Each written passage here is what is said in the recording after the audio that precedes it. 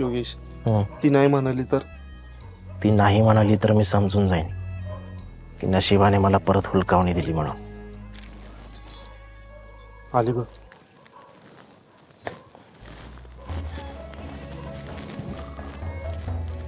रवी, काय झालं? इतक्या घाईघाईत बोलवलंस? मी नाही बोलवलं, योगेशचं काम होतं त्यांनी बोलवलं. योगेश, बोल ना, काय झालं?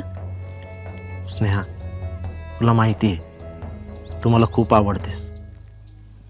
आणि लहानपणापासून मी तुझ्यावर प्रेम करतोय. माझ्याशी लग्न करशील का?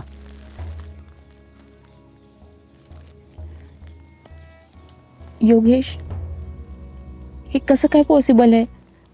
का पॉसिबल नाही आहे स्नेहा? तुझ्याच घरी काय, कुणाच्याही घरी पहिलं लग्न झालेली मुलगी नाही चालत. माहिती आहे मला,